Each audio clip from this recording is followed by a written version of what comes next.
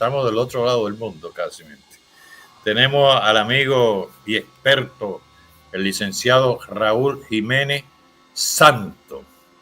Bienvenido, nuestro querido amigo. Hoy va a hablar sobre el asilo político de los inmigrantes que, como dicen popularmente, la vuelta por México.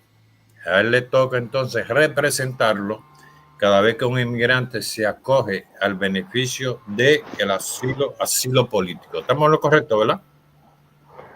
Eso es así. Saludos, Elvin. Te tengo que hacer una corrección. Tú siempre me confundes con el amigo Raúl Jiménez. Raúl Mejía. pero todo se vale entre amigos, así que tranquilo. Me perdona. No. Raúl, tú que ahora mismo estás viviendo, ¿dónde? ¿En Texas? No, Elvin, estamos residiendo actualmente en el estado de California. Tú sabes que California es el epicentro, entre otros estados fronterizos con México, de la crisis migratoria que vive este país. A raíz de la violencia que se vive en los países de América Latina, particularmente los países de Centroamérica, y a raíz de la problemática y política que viven esos países, pues obviamente mucha gente ha decidido llegar hasta Estados Unidos y acogerse al beneficio del asilo político. Yo te agradezco la oportunidad de conversar sobre el tema del asilo político porque mucha gente no lo entiende. Y mucha gente piensa que el asilo político es algo que se da de forma alegre. Y eso no es así. El asilo político es un remedio extraordinario. Yo en la comparecencia que tuve con ustedes en la radio hace como un mes atrás, en ese espacio que yo considero mi casa, que es Conexión Semanal, yo explicaba que el asilo político es un recurso extraordinario. Eso lo que significa, Elvin, es que no se le concede a todo el mundo. Claro. O sea, ahora digo yo, ¿cómo se comprueba que esa persona está perseguida por el Estado o el gobierno de origen de su país? A través de documentación, Elvin, a través de documentación como cualquier otro recurso judicial, y a través del testimonio cuando se llega a la etapa del juicio en su fondo. Sí, adelante. Porque yo tengo entendido, ¿no? Retornando hacia atrás, que en nuestro país, tú sabes que hubo un momento que se pedía asilo político en diferentes, vamos a decir, Trujillo, Balaguer en algunos casos, ¿no? Exacto, los 12 años de Balaguer. Pero me recuerdo de un compañero que cuando salía, pues andaba buscando todos los recortes de periódicos donde los nombres de él aparecieran. Eso era como una evidencia que él tenía. ¿Es así? ¿Eso es parte? Mira, el título 8 del Código de Regulaciones Federales, que es donde se contempla la figura jurídica del asilo político y la figura jurídica de la orden de no remoción emitida por un tribunal federal al gobierno de Estados Unidos para que no proceda a la deportación, o el tercer remedio que nosotros trabajamos también en los tribunales aquí en California, que es el remedio contra la tortura, que es a través de los convenios internacionales en donde Estados Unidos es signatario. Establecen que cada caso de asilo político o estos otros remedios que yo acabo de mencionar requiere una documentación, requiere una evidencia que compruebe lo que la persona está alegando. Cuando hablamos de evidencia, obviamente estamos hablando de documentos, ya sea una orden de captura, ya sea recortes de periódicos, sí, eso es evidencia también que se puede utilizar. Pero también se contempla los testimonios escritos de personas del país de origen de ese solicitante, de personas que tengan conocimiento personal de lo que le pasó a ese individuo en su país de origen. Yo estoy atendiendo muchos casos de Nicaragua. Tú sabes que Nicaragua en estos momentos vive un proceso político bastante complicado, a raíz de las políticas del presidente Daniel Ortega. Y vamos a ver claro, Nicaragua es una dictadura. O sea, es una dictadura, como dicen los norteamericanos, plain and simple. O sea, no hay forma de tú disfrazar las cosas. No. Y atiendo, te puedo decir, un 85% de casos de hermanos nicaragüenses aquí en la ciudad de Santa Ana, en California, que es una ciudad ubicada en el condado de Orange, en el condado Orange de California, donde está la Corte Federal. Y obviamente yo le digo a mis clientes, a todos mis clientes, que los casos hay que evidenciarlos. Y los recortes de periódicos funcionan, pero como mecanismo de persuasión.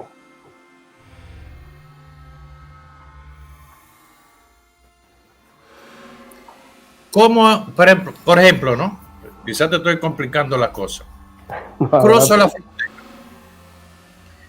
Me pongo en contacto con el abogado que eres tú, ¿no? Mire, licenciado, yo pienso pedir asilo político porque en el gobierno de mi país me persigue. Yo no tengo ninguna evidencia en mi mano, solamente lo que yo acabo de decir. ¿Cómo tú detectas, ¿no? Porque hay ya una naturaleza en tu profesión que se va dando, ¿no? ¿Cómo tú detectas si realmente él está diciendo la verdad?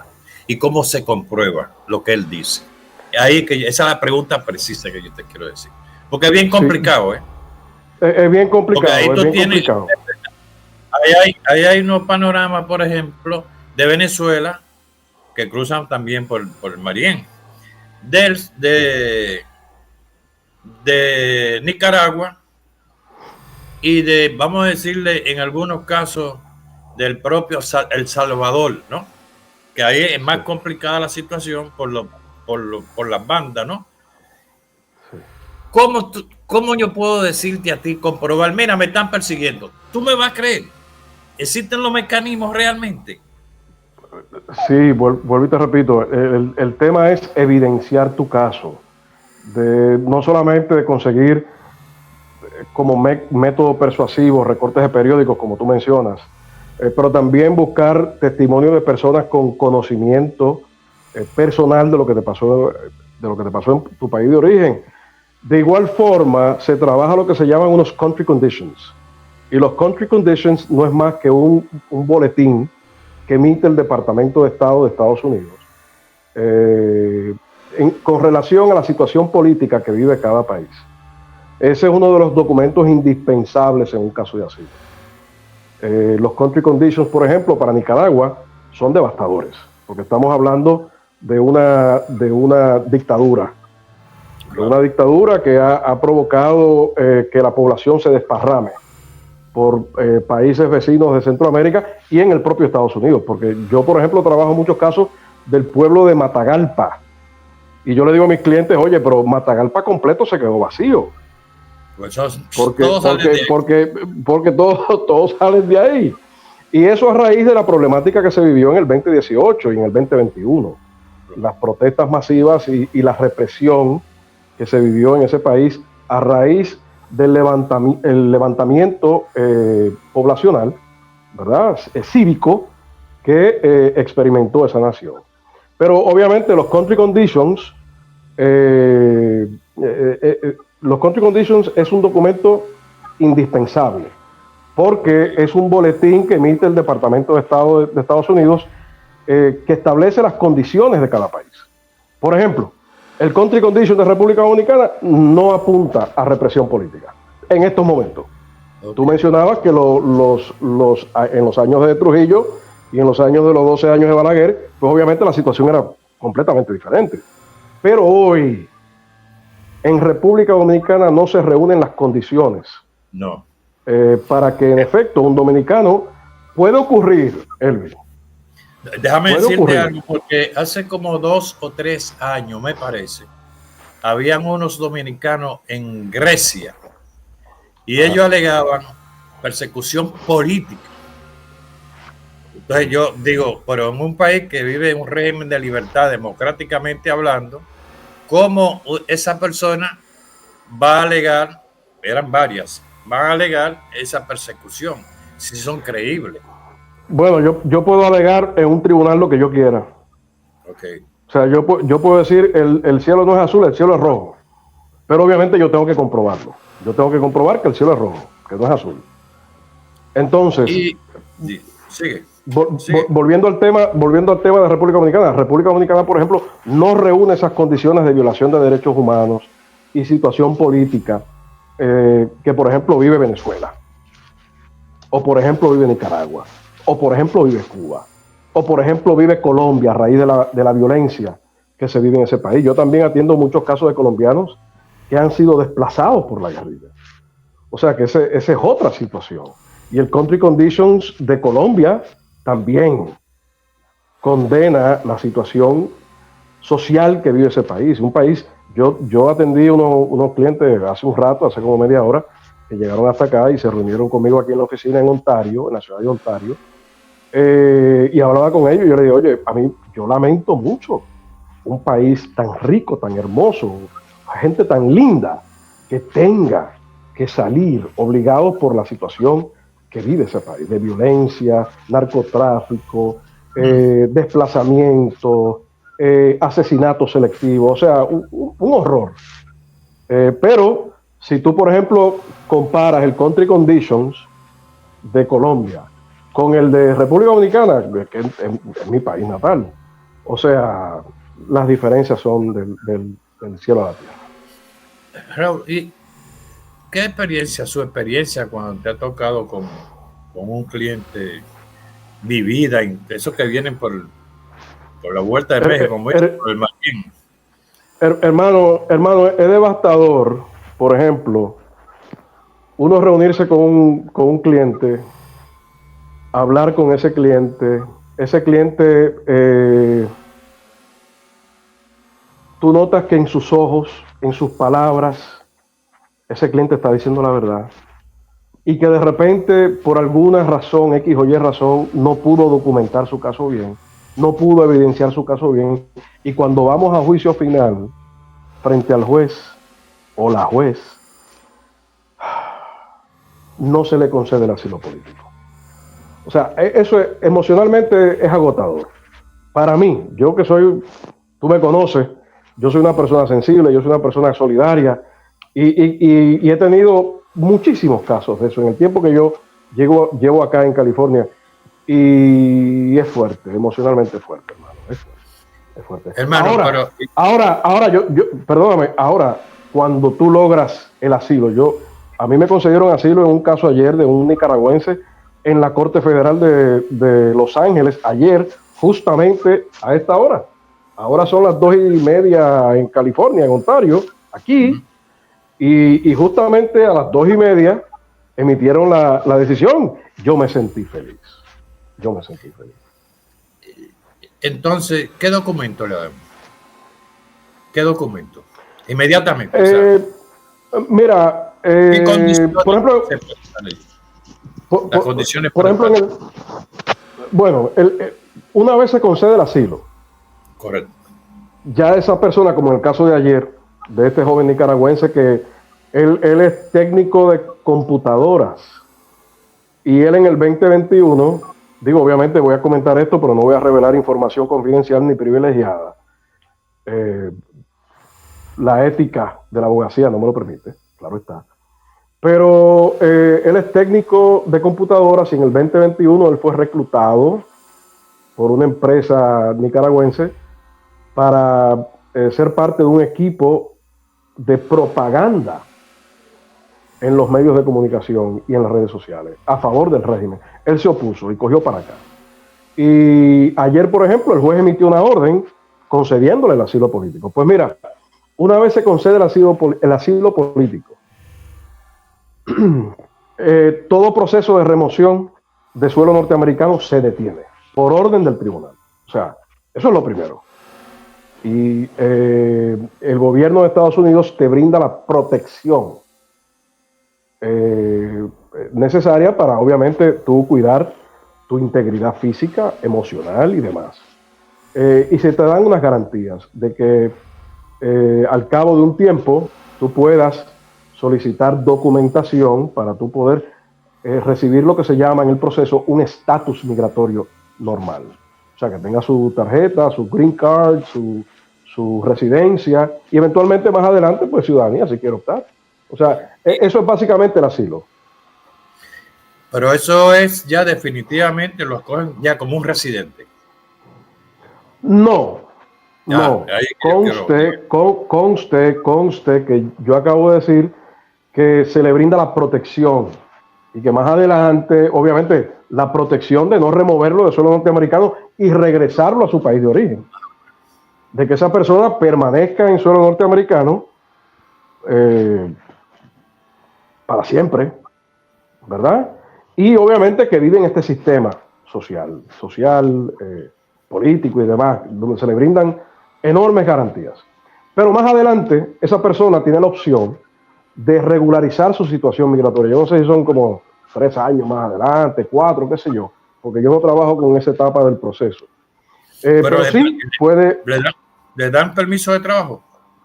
Oh, claro que sí, claro que sí. Y mientras, claro que sí. Y mientras tú estás en el proceso de corte de asilo, o sea, solicitud de asilo en la Corte de Inmigración Federal, aquí en California y en cualquier otro estado de la nación norteamericana, a ti se te otorga un permiso de trabajo.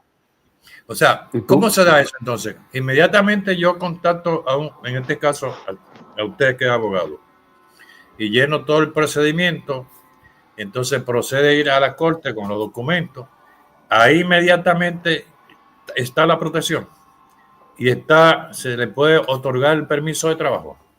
Bueno, ojo, porque tú utilizaste la palabra protección. Ojo, y yo he dicho que el asilo como tal es lo que te brinda la protección de tú permanecer en este sistema. Ahora bien, mientras tú estás en el proceso de asilo, a ti no se te brinda protección ninguna. Okay. Porque si de repente esa persona se mete a un banco a robar, a ti no se te va a brindar ningún tipo de protección, a ti te van a deportar por violentar la ley en este país. ¿Ok? Ojo con la palabra protección. ¿Ok? Lo que yo estoy diciendo es que mientras se ve el proceso en la Corte de Inmigración Federal, se te autoriza a trabajar. Se te autoriza. Con todas las de la ley. Tú puedes trabajar, se te concede por lo regular un permiso de 5 años. Y ese permiso de 5 años tiene fecha de caducidad. Porque el proceso de asilo puede durar años. ¿De verdad? Sí, no es que yo radico una petición de asilo hoy y el caso mío se va a ver mañana. No, la Corte va a ir paso a paso verificando que toda la documentación en tu caso se haya sometido y que se haya sometido de forma oportuna, porque eso es otra cosa. Si yo someto la solicitud de asilo político en Estados Unidos más allá del año, pierdo el asilo político. Sí. Lo pierdo. ¿Y cómo? Y los únicos otros 2 remedios que están disponibles es la orden de no remoción, que eso no es asilo, y protección contra la tortura, que eso tampoco es asilo. ¿Ok? O sea, nosotros, por ejemplo, te voy a explicar. De ordinario, cuando se somete una solicitud de asilo, que se llama un aplicativo, tiene un número, una numeración 589. Nosotros no solamente pedimos el asilo, porque esa persona también puede solicitar otros remedios al Tribunal de Inmigración, al Tribunal Federal de Inmigración. No es solamente el asilo, pero también se solicita una orden de no remoción, que no es asilo, y de igual forma, que ese es el segundo remedio, y de igual forma un remedio contra la tortura, que eso ya se contempla a través no de legislación federal norteamericana, sino más bien a través de los tratados internacionales que República Dominicana, que Estados Unidos es signatario. a través de Naciones Unidas. ¿Ok? Sí, La diferencia, sí. la diferencia en realidad es que el asilo se te brinda la protección y un camino hacia la residencia. Los Y demás no. te pregunto yo, viendo esos cortos que yo pongo ahí, y cuando llegan con la familia, esposa e hijo, ¿también lo protege la ley? Yo atiendo casos de familias completas. Sí. Esposa, esposo, hijo, hija, hasta suegra, que suben para acá. O sea, el otro día yo atendí un caso de 7 miembros de una misma familia. Y a veces se someten los casos por separado, pero eventualmente hay que consolidarlos, porque la razón que motiva esa solicitud de asilo es la misma.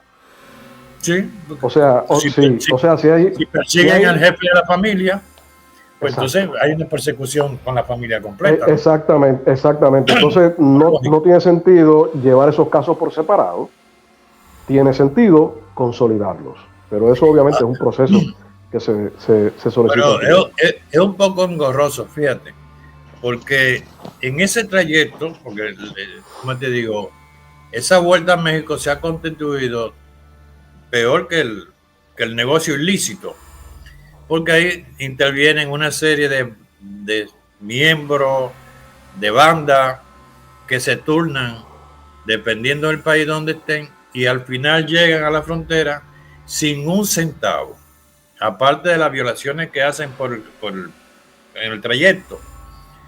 Correcto. Económicamente, ¿de dónde la ayuda que puede tener para un proceso legal? ¿Habrá ayuda? ¿Hay ayuda? ¿Ayuda para el costo legal? Sí. No. Eso obviamente cada persona pues tiene que costearlo. Y estamos hablando de que un proceso de asilo político conlleva una inversión cuantiosa. O sea, no es, como dicen en nuestro país, no es paja de coco. Entonces, ahora pregunta que yo te voy a decir. La experiencia de ellos en ese trayecto, Horrible. humanamente. Horrible. ¿Te la han Horrible. contado? Elvin, claro, porque yo como su abogado, pues yo tengo que saber la historia completa. Yo no puedo saber, o sea, yo no puedo enterarme de una cosa así y otra cosa no. Yo tengo que enterarme de lo que hubo. Yo tengo que enterarme de lo que pasó. Y mira, en ese trayecto y hasta situaciones que ocurren obviamente en su país de origen. Yo he visto de todo, Elvin. Agresiones sexuales, incestos, asesinatos, terrorismo de Estado, torturas, como dicen aquí, you name it, I've seen it all. O sea, todo, Elvin. A veces, mira, esto emocionalmente es agotador porque tú te llevas ese cúmulo a casa. O sea, Sí. Elvin, tú como ser humano, tú no te puedes dividir. Tú no puedes decir, bueno, en el tribunal soy una cosa y en casa pues soy otra. Hago un shutdown. No puedo hacer eso. O sea, entonces obviamente es una carga emocional que tú como abogado tienes que saber manejar. Porque de lo contrario te vuelves loco.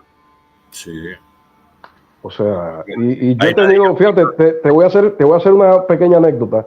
Y es que yo he tenido aquí en California, he tenido una situación un poquito complicada porque no logro conciliar el sueño. Y en parte es precisamente por esa situación.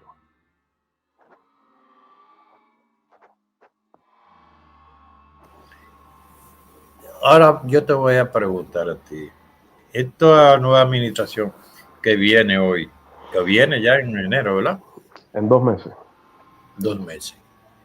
¿Qué se espera, con los inmigrantes? Bueno, hermano, se espera que lleguen con el machete en la mano. Tú conoces la expresión. O sea, yo no necesito que... O sea, tú conoces la expresión. Se espera que lleguen con el machete en la mano. Ya se está hablando de que se van a retirar algunos beneficios, como es la visa juvenil, que eso es un proceso adicional. y en parte beneficia no en parte, en su totalidad beneficia a menores de edad que han cruzado la frontera. Eso lo van a retirar, ya se está hablando que se va a retirar eso. Se va a retirar el concepto de discreción fiscal. Discreción fiscal significa que el fiscal tiene el fiscal de Homeland Security, que es el representante en estos procesos del gobierno de Estados Unidos. Yo represento al cliente, pero el fiscal, que es un abogado del Departamento de Homeland Security, representa al gobierno de Estados Unidos. Y su trabajo es que la deportación se dé. Mi trabajo es evitar que la deportación se dé. El trabajo de esa persona es que se dé. Ya se está hablando que el concepto de discreción de fiscal, que es cuando yo, por situaciones humanitarias, yo le pido al fiscal, y fiscal, vamos a desestimar este caso. Aquí hubo una agresión sexual, aquí esa familia está huyendo. Vamos a tumbar este caso y vamos a permitir que esta familia se quede en Estados Unidos. Eso lo va a quitar. Se está hablando de que algunos beneficios adicionales también se van a retirar para los inmigrantes. O sea, yo creo que la expresión nuestra coloquial, que vienen con machete en mano, pues obviamente eso lo dice todo. Eso lo dice todo. Yo vi una noticia ayer precisamente. Creo que el gobernador de California le está cediendo un terreno para concentrar... Texas. Sí, perdona, es que me confundo, que yo juego eso en Texas. Tranquilo. Para hacer como un campo de inmigrantes para ahí, entonces despacharlo. Un campo, eso no es un campo de inmigrantes, Elvin, eso es un campo de concentración, el estilo Alemania hitleriana. Bueno, eso lo hicieron aquí en Puerto Rico, hicieron eso con los haitianos. Bajo la gobernación de Romero Barceló. No sé si te acuerdas. Y aquí en Estados Unidos ocurrió eso mismo. Se establecieron campos de concentración, pero para japoneses, cuando la Segunda Guerra Mundial. Sí. Y aquí en California, o sea, California era el epicentro de los campos, o sea, era el lugar, el ground zero, o sea, donde estaba el epicentro de los campos de concentración para internar japoneses o personas descendientes de japoneses durante la Segunda Guerra Mundial. O sea, no te vayas lejos. Eso pasó el otro día prácticamente, Segunda Guerra Mundial. Sí, el gobernador y autoridades en Texas están planteando eso. Y la administración que entra el 20 de enero del 2025 lo está contemplando. Claro que sí. Pero entonces hay algo, ¿no? Que ahora que tú mencionaste eso históricamente, se supone que la agencia de migración tiene datos de cada quien que está allí, ¿no? De los que, por ejemplo, tienen vencimiento, ¿no? ¿Podrá darse el fenómeno de que salgan a buscarlos casa por casa? Se puede dar. Mira, esta semana yo tuve un caso de una pareja nicaragüense también, que me negaron el asilo. Eso fue el miércoles. Me negaron el asilo porque el caso tuvo muchos problemas, no estaba bien documentado. Cuando yo la senté a testificar, pues ella se enredó, estaba nerviosa, se echó o sea, fue un lío. Y el juez, aquí en la corte en Santa Ana, me negó el asilo. Y a mitad del interrogatorio, el juez me interrumpió y me dijo: abogado, yo no veo nada aquí. O sea, tú te puedes imaginar el efecto que tiene que en medio del proceso, para esa persona que está testificando, le digan: yo no veo nada aquí. O sea, fue devastador. Pues mira, a esa muchacha, inmediatamente el juez emitió la orden a las 11 de la mañana. A esa muchacha, ya a las 12:30, hora de California, la estaban llamando de ICE. Pase por nuestra oficina. Y obviamente, ella tiene que pasar, ella tiene que ir, porque es una orden de ICE. ¿Tú sabes lo que le hicieron a esa muchacha? Que no que no me había ocurrido en ningún caso que yo había visto aquí en California. Le pusieron un grillete. Y esas a pesar de que ella vino hoy a la oficina y montó su apelación, porque también tiene derecho, como parte del debido proceso de ley, montar su apelación. Y eso es lo que yo les recomiendo, mi recomendación profesional a todos los clientes que no tienen éxito en su solicitud de asilo. Monten su apelación, porque en apelación un caso se puede ver dentro de 3 años, 4 años, 5 años. La más larga fue de 8. Pero ¿y por qué le pusieron por esa muchacha, ahí voy, a esa muchacha le pusieron, a la esposa del señor, le pusieron, que los dos casos estaban viendo juntos, obviamente, una pareja, un matrimonio nicaragüense, a esa muchacha le pusieron un grillete, y eso no lo estaban haciendo antes. Esas son directrices nuevas. Sí. Son directrices nuevas, de la nueva administración, porque tú sabes que Estados Unidos en estos momentos está en un proceso de transición. Al igual que en Puerto Rico. Pero que eso no es ninguna transición nada, porque estamos hablando de un partido que se prolonga en el poder. Eso no es ninguna transición, eso es una pantalla, y perdona que me salga de tema, pero eso es una pantalla. No, pero es así. Es un cambio de persona con el mismo partido. Correcto, y es bochornoso lo que se ve, que si el contrato aquí, el contrato allá, o sea, en Puerto Rico la situación política yo creo que se ha convertido en un circo. O sea, una vagamundería de gran escala. Y perdona que emite ese criterio personal, pero quería expresarlo. Pues en el caso de Estados Unidos sí hay una transición de gobierno.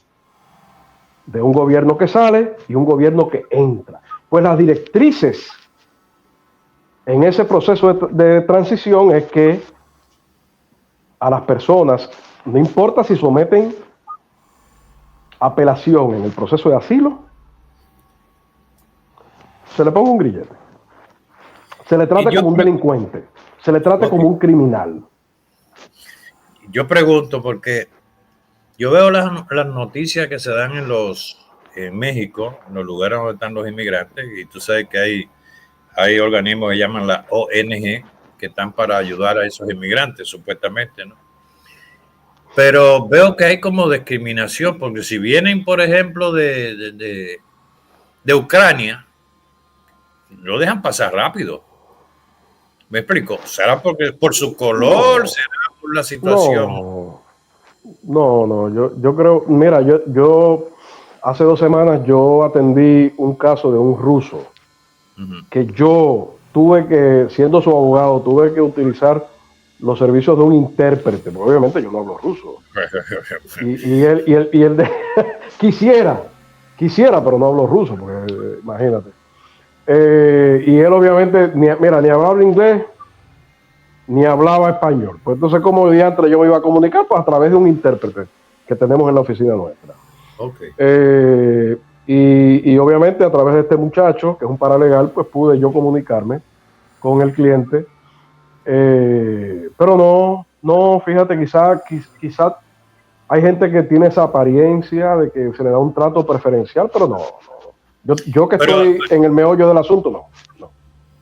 Pero en este caso, lo digo, ¿no?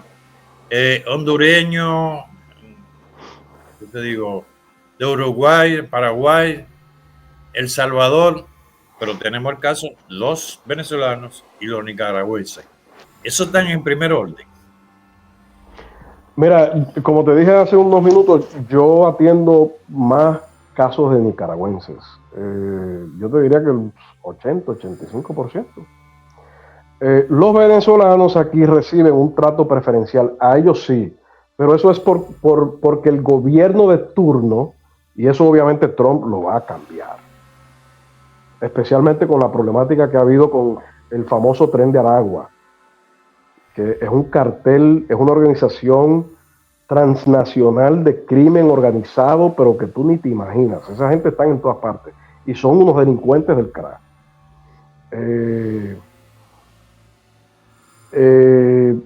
Esa política de favorecer a los venezolanos a través de lo que se llama el TPS, el Temporary Protection Status, Yo tuve un caso de un venezolano esta semana precisamente, que el juez me dijo, abogado, y este señor cualifica obviamente para el TPS.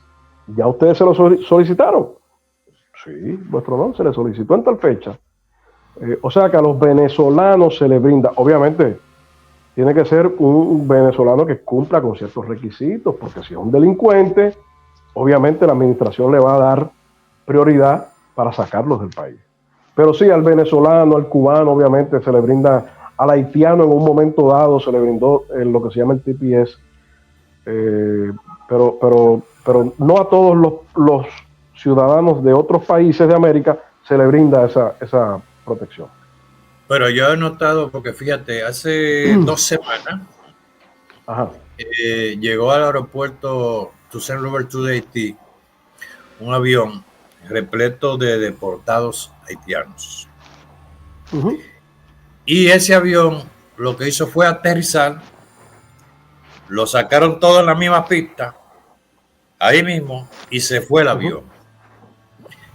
Sí. Y yo digo, con esa campaña que tiene Donald Trump hacia los inmigrantes para deportarlos, ¿van a usar el mismo mecanismo? ¿Tirarlos como vaca? Es que es el proceso, Elvin. Es el proceso. ¿Cuántas veces, Elvin, no hemos visto un avión que llega al aeropuerto? Espérate, llegan allí, pero esos agentes se lo entregan a las autoridades. La diferencia es que este avión llegó, lo desmontaron ahí y arrancaron. Esa es la diferencia. Elvin, en Haití hay un gobierno constituido. No. ¿Hay autoridades? No. Pero a mí me dio terror porque yo digo, si viene esa campaña de deportación, pues entonces van a hacer lo mismo. Lo que te iba a decir hace un momento es que cuántas veces no hemos visto un avión que llega al Aeropuerto Internacional de las Américas. Sí, muchísimo. O el aeropuerto, sí, repleto de dominicanos que han sido, ¿verdad? Que han sido deportados de Estados Unidos. O sea, han sido removidos. No me gusta esa palabra deportado. No me gusta. Que han sido removidos. Sí, tiene una connotación demasiado negativa. Sí. No me gusta utilizarla.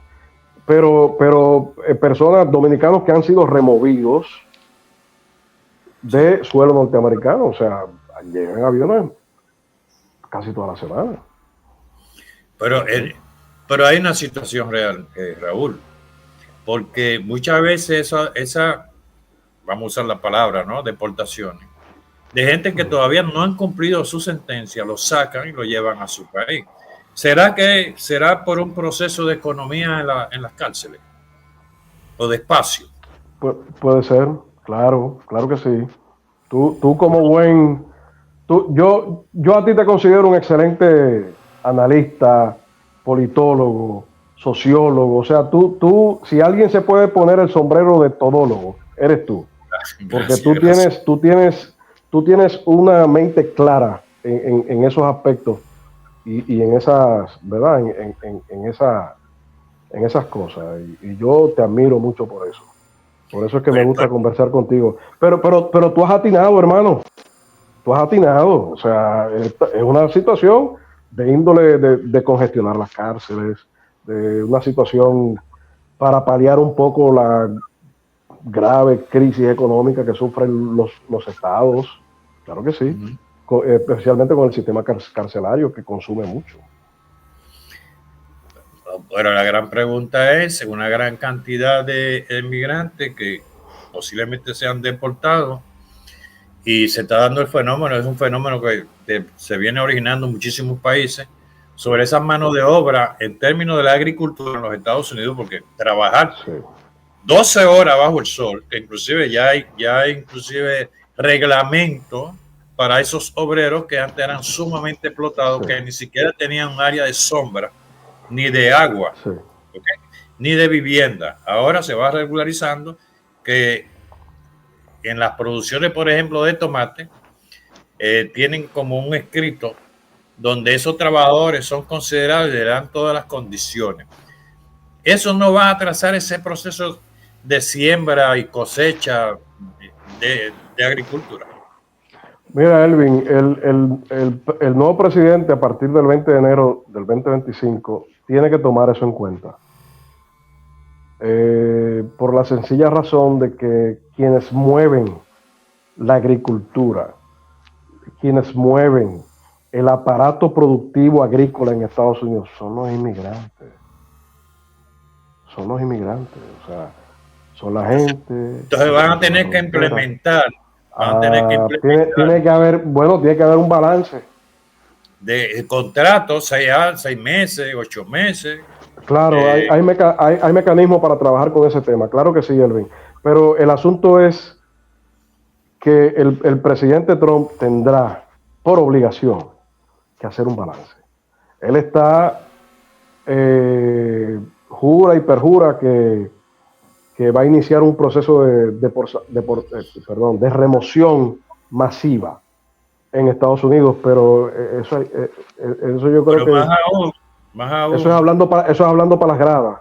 Sí, pero más aún, todo el mundo sabe, yo creo que tú has leído, hay datos por ahí, de que la infraestructura de los Estados Unidos pasa de 60 y 70 años.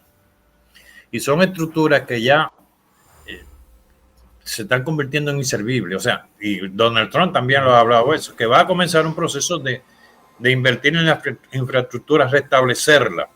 Esa mano de obra que es enorme, que es la construcción, que en los Estados Unidos ya se ve muy poco nativo, pasa igual que en la República Dominicana. Tenemos una realidad ya, perdona si me cambio el tema un poco.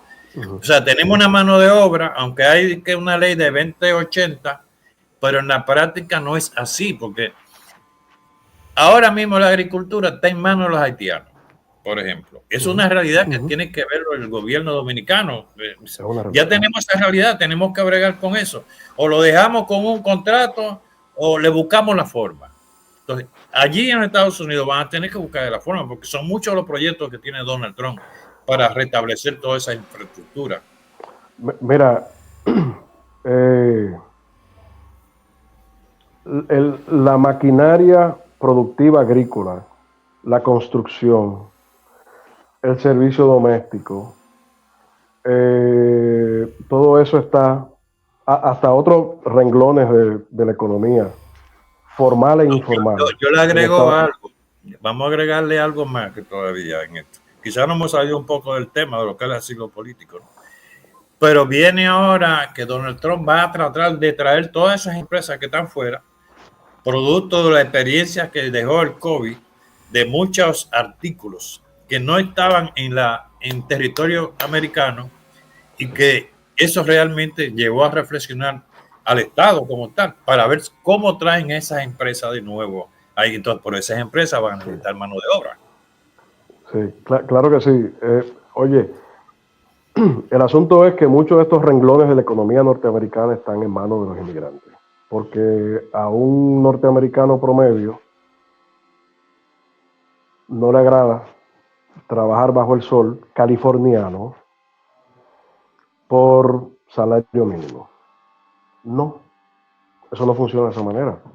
Entonces, por eso que te decía que el presidente Trump tendrá que hacer un balance. Decir que va a iniciar un programa de remoción masiva de suelo norteamericano. Él utiliza la palabra deportación porque obviamente le está hablando a su público, le está hablando a sus constituyentes. Pero decir que va a hacer eso, yo creo que es una falacia, porque es que tiene que hacer un balance. Mira, por darte un ejemplo,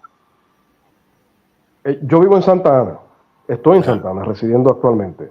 El municipio que está al lado, que es Irvine, eso es puramente campos agrícolas. Y allí se da de todo, hermano. Se dan unas fresas sabrosas. Se da tomate, se da lechuga, se da de todo.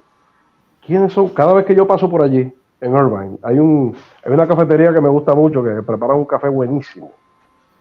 Y yo paro allí de vez en cuando, porque me queda como a 20 minutos de la casa, del apartamento. Oye, cuando yo veo los trabajadores del campo, ¿quiénes son mayormente? Inmigrantes. Exacto. Sí, inmigrante. Y es un problema. Por ejemplo, aquí en Puerto Rico, tú sabes muy bien, una persona que trabaje por, vamos a decir, 9 pesos la hora, en un techo, con aire acondicionado, ¿cree que va a moverse a trabajar por los mismos 9 pesos en un campo a recoger café? Jamás en la vida, jamás en la vida, jamás en la vida. Y déjame decirte, déjame decirte, y es un trabajo digno. O sea, Claro, no le estoy menospreciando, porque claro, si esos campos se desocupan y nadie los trabaja, nos morimos de hambre. claro, de crisis alimentaria. Y el mundo está viviendo una crisis alimentaria que, aparte del petróleo, creo que esa va a ser una de las deficiencias que vamos a tener por la futura generación si no se toman medidas, ¿no? Claro, claro que sí. Porque, por ejemplo, aquí en Puerto Rico el 95% de los alimentos es importado. Exacto. Si hay un problema, Lamentablemente. ahora mismo, por el canal de Panamá pasan menos barcos. Si pasaban, creo que eran 55 barcos, ahora están pasando 38. No me acuerdo bien el número. Porque hay un problema de que el río tiene un nivel muy bajo. Se ha secado. Y eso provoca entonces una escasez de alimentos, por ejemplo, en estos lugares por aquí. Y tú lo notas ahora en el supermercado que hay un artículo en tal sitio, pero en otro supermercado lo existe y ese no está en otro. Y así tú te vas dando cuenta de productos que ya están desapareciendo. Claro que sí. Claro que sí. Y tomando en cuenta, por ejemplo, ya que tú mencionas a Puerto Rico, que gran parte de, por ejemplo, el café que se consume en Puerto Rico, ¿de dónde lo traen? ¿De Vietnam? ¿De Vietnam? Y siendo una isla productora de café. Exactamente, pero no da abasto para el consumo, eso es cierto. Entonces, Pero lo que tú mencionas del canal de Panamá, pues obviamente tienes toda la razón. Lo que yo no entiendo es por qué cuando se habla de desarrollo hay que pensar ya en los inmigrantes en cualquier parte del mundo. Claro que sí, porque los inmigrantes son la zapata. Y cuando un edificio no tiene zapata, se cae. Ahora mismo en España van a, ¿cómo es la palabra? O sea, van a crear dentro de la propia ley de los inmigrantes facilidades porque hay problemas de recolección, por ejemplo, de aceitunas. Correcto. Eso es un gran problema que tienen. ¿Por qué? Por la mano de obra que están escasa. Entonces, hay que revisar esa ley de inmigración y España lo va a hacer, tomando en cuenta ya la necesidad que hay en un país que produce, imagínate, lo que tú menos te imaginas, vamos, valga la redundancia. Entonces, creo que los inmigrantes, no sé cómo lo que estamos establecidos podemos lograr inducir o a alertar, motivar a los gobernantes de que miren esa situación, porque realmente el trabajo de nosotros los inmigrantes es bien duro. Por supuesto. Mira, Elvin, yo emigré a la ciudad de Nueva York teniendo más o menos como 11, 12 años. Yo soy inmigrante y a mucho orgullo, a mucho orgullo. Y cuando yo abordo a cualquier persona que yo represento ante el tribunal aquí en California, eso es lo primero que yo les digo. Yo soy inmigrante, yo los entiendo, así que me solidarizo con ustedes. Vamos a hablar de su caso. Y usualmente los sábados pues tomo tiempo para atenderlos aquí en la oficina nuestra en Ontario, en Los Ángeles, porque siempre me gusta conocerlos. No es lo mismo tú hablar con una persona por teléfono. No, jamás. A que tú hablar con ellos en persona. Es muy diferente. No, y la profesión tuya tiene que ser presencial con cualquier cliente. Claro que sí, claro que sí. No, el tiempo, te confieso, Elvin, que el tiempo no me da abasto, porque ya tú ves, estoy aquí en la oficina en Ontario. Está esperando un cliente porque ese trabaja en la semana y el único día que tiene es exactamente. Ya yo en el día de hoy he atendido 4, me falta uno todavía que viene por ahí. Pero este trabajo es 24 horas. Consejo que le da a los inmigrantes que cruzan por esas fronteras, por esas selvas ¿Cuál es el consejo? A esos que están todavía pensando que van a dar la vuelta por México. Antes de contestarte esa pregunta, querido amigo, consejo para dominicanos. Para el inmigrante en términos generales. En términos generales. Sí, porque acuérdate que no solo de República Dominicana se van a El Salvador, de El Salvador No, por ahí. lo que pasa es que quiero hacer una distinción. Yo el otro día no, hace ya un par de meses atendí el caso de un dominicano aquí en California. ¿Sí? Y yo le dije, mire, de Baní, muchacho de Baní. Estaba pidiendo asilo político. Solicitando asilo político en California. Oye, eso. ¿Y por qué? Sabrá Dios. ¿Será que será de otro partido? Yo me reuní con él y yo le dije, mira, hermano. No, un corrupto del gobierno anterior no va a pedir. Ese tiene para dónde vivir. Sí, yo le dije, mira, hermano, usted ha gastado su chelito y usted lo que está perdiendo su tiempo. ¿Por qué no le van a conceder asilo? Y en efecto, no le concedieron asilo. O sea que es muy difícil hoy, dadas las circunstancias que vive, gracias a Dios, ¿verdad? Las circunstancias sociales, económicas, políticas que vive República Dominicana. República Dominicana no tiene en estos momentos, gracias a Dios, no tiene una situación de deterioro social y de derechos humanos como por ejemplo sufre Nicaragua, o por ejemplo sufre Venezuela, o por ejemplo sufre El Salvador o México, Cuba, o El Salvador o México. Mira, en México yo atiendo casos de mexicanos también. El otro día yo andaba, ¿tú sabes dónde yo andaba el otro día, Edwin? Sí, pero ahí hay otro fenómeno. Sí, no, pero déjame decirte, ¿tú sabes por dónde yo andaba el otro día? ¿Por dónde? Yo andaba en Tijuana atendiendo unas cosas allí de unos clientes. Y en el caso de México, la situación también es un poco complicada. Por la situación. Pero no es política, no se pide, como yo te puedo decir. No. Es persecución a seguridad de su vida por los que tienen esos negocios ilícitos. Por la violencia que vive México a raíz del narcotráfico y los cárteles. Uh-huh. Y tú sabes que muchos de estos cárteles actúan con la autorización o con la complicidad, no autorización, porque ellos no necesitan autorización para nada. No. Son organizaciones poderosas y ricas y bien armadas. Pero ellos actúan con la complicidad del Estado. Y cuando el gobierno de Estados Unidos ve que una organización criminal, como son estos cárteles, yo he tenido casos en donde se ven involucrados el cartel de Sinaloa, el cartel de Jalisco Nueva Generación, que es un cartel violento. Esas son la gente que meten a sus enemigos en tanques llenos de ácido para desaparecerlos. O sea, tú te puedes imaginar. Pero, y esos cárteles actúan con la complicidad de las autoridades y ahí el gobierno de Estados Unidos entra y concede el asilo. Bueno, pero también hay entonces tienen otras implicaciones, porque a la vez que pide ese beneficio, bueno, la palabra, ¿no? Tiene que convertirse en darle una serie de informaciones para realmente creerle. Bueno, como te dije al principio, hay que evidenciar cada caso. Y si es un caso que tiene que ver, por ejemplo, con cárteles mexicanos, Sinaloa, Nueva Generación, Jalisco Nueva Generación, las maras salvatruchas. Ajá. ¿Ok?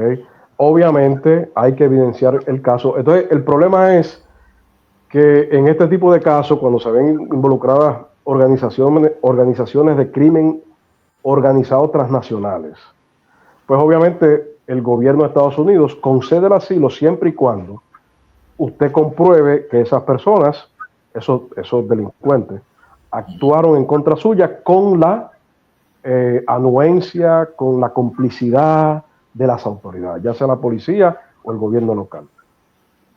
Entonces yo pregunto, en este caso ahora que llegan a la frontera, cruzan, cruzan, ¿verdad?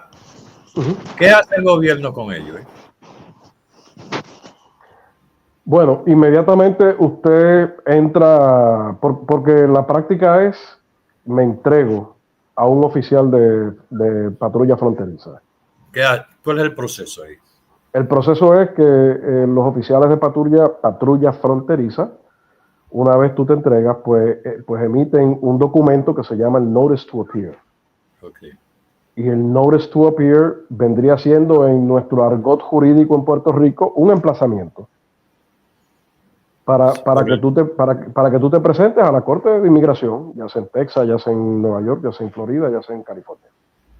Pero la motivación de esa cantidad de migrantes masivamente que ha llegado es por quizá, es lo que uno ve, ¿no? La experiencia de lo que han pasado por ahí, de que llegan, se entregan, viene un familiar, lo procura y ya. Eso es cierto así. O eso es lo que han vendido. Eso es lo que han vendido. Eso es lo que han vendido y le funciona, por ejemplo, a las personas que están involucradas en la trata humana y en el tráfico humano. ¿Okay? Eso es lo que le venden, pero no. Porque recuerde que si usted cruza la frontera, entra aquí, usted no tiene autorización para estar en este país. Ahora, si usted lo que está buscando asilo, usted se entrega a un miembro de la patrulla fronteriza y le dice textualmente: yo estoy en este país de forma irregular y estoy solicitando asilo político. Ahí comienza el proceso. Ahí comienza el proceso, porque ese agente fronterizo está en la obligación de emitirte ese documento que se llama el NTA, el Notice to Appear, para que entonces se inicie el proceso de asilo político. Así es que funciona la cosa. Bueno, para terminar, yo lo que tengo entendido es eso que te acabo de decir, ¿no? Lo que se vende. ¿Eso se está dando ahora o se va a cambiar eso? Van a llegar, bueno, la famosa dique nevera, lo meten en la nevera. Bueno, lo que pasa es que te pueden detener, si eso es lo que tú preguntas, sí, te pueden detener, pero esa detención no es una detención prolongada, bajo el supuesto del asilo político. Y sí te dan esa documentación que es el NTA, pero entonces tú te vas para tu casa. Ahora, estás en la obligación de comparecer al proceso, porque si tú fallas una sola vez a la corte, el juez inmediatamente está en la obligación, por regulaciones federales, a emitir una orden de remoción. Okay. Así es que funciona. Tú te vas para tu casa y tú solicitas tu permiso de trabajo y llevas una vida normal, pero estás bajo la jurisdicción del tribunal y te tienes que someter a la autoridad del tribunal mientras ese proceso de asilo se vea. Entonces, esos que llegan de Uruguay, que llegan de El Salvador, que llegan de esos países, ¿el gobierno lo devuelve por la misma frontera o lo envía en avión? Cuando se da una remoción. Digo, no, mira, estos que cruzan, olvídate del asilo político, los que cruzan normal, que lo apresan inmediatamente de diferentes nacionalidades, cruzan por el lado de México, lo devuelven por ahí mismo. Que no están solicitando asilo. Sí, que no están solicitando. Lo devuelven. Por la misma frontera. Pero no, te montas en un avión y bye. Pero mientras tanto, te pueden detener. Claro que sí, te pueden detener. Te pueden poner un grillete. ICE te entrega un teléfono también. Y el sistema funciona de la siguiente manera. Cada 2 veces a la semana, creo que es, te tienes que tirar una foto con ese teléfono y enviarla a un archivo general de ICE, exacto, una plataforma, y entonces pues así ellos se dan cuenta que tú, y a través del monitoreo de ese teléfono o del grillete, por ejemplo, se dan cuenta dónde tú estás. Bueno, Raúl, ha sido muy amena la conversación. Hermano, gracias. pero los que puedan ver este video, que le saquen recursos y tengan mejor información que la que uno compra, ¿no? Yo quiero darte las gracias, porque esto es un instrumento educativo. Yo estoy comenzando. No, pero déjame decirte, es un esfuerzo titánico, te felicito. Yo siempre he dicho que tú tienes un ojo clínico para los temas sociales, hermano, y la verdad que te felicito y cuente con mi colaboración en cualquier momento. Aunque sea desde California, y nos vemos pronto en Puerto Rico. ¿Y tú no vienes para los juegos? Quisiera, pero tengo... quisiera. Pero, ¿sabes qué? Se están vendiendo las entradas, ¿sabes? No, pero eso se vende como pan caliente. Y déjame decirte, yo tengo el deseo de llegar pronto a Puerto Rico, pero obviamente... ¿Pero tú no vienes para San Giving? No, señor. No. Yo... las responsabilidades mías aquí son muchas. No, y aquí en California... Aquí en California estaré hasta enero. No, y más aún lo que tú tratas con las personas que ya hay un elemento humano por el medio. Claro, a mí me preguntan... Conociéndote a ti, creo que tú eres de las personas que, como eran los médicos antes, no tienes para el medicamento, tenga. Trato de ser así. Y déjame decirte, yo estaré por aquí hasta mediados de enero, más o menos. Pero las responsabilidades son muchas y yo he asumido este compromiso. A mí me preguntan, ¿usted es puertorriqueño? Yo digo, a mucho orgullo, soy dominicano. Pero déjame decirte, para los que nos vean próximamente en este video, yo me siento sumamente orgulloso de ser tu amigo. O tú brindarme tu amistad. Aunque tú me confundes con Raúl Jiménez. No. Tengo una cruz por ahí. No, y me siento más aún, la comunidad debe sentirse orgullosa de ti porque te ha venido desde abajo, ¿no? Y lograste graduarte como abogado. Conozco una persona que vino siendo médico, no sabía inglés y se puso a estudiar inglés de niño. Y comenzó de nuevo en la universidad, hizo su reválida y hoy es un médico excelente. Wow. Eso se llama dar ejemplo como emigrante, y la comunidad al cual uno pertenece debe de por lo menos premiarlo cada vez que uno pueda conversar contigo. Y mi saludo y mi amor para ti siempre, ser lo servicial, que te vamos a llamar la próxima semana allá Ribota, porque vamos a transmitir cuando usted quiera, okay. Para hablar de esos temas de inmigración. Ya tú te vas a convertir en un experto en inmigración porque estás conociendo la ley. Bueno, no en asilo político, porque yo me especializo en eso, pero no como nuestra amiga Viviana.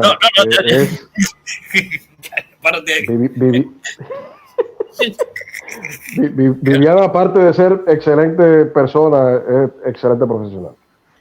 Bueno, muy buena noche entonces y gracias de nuevo.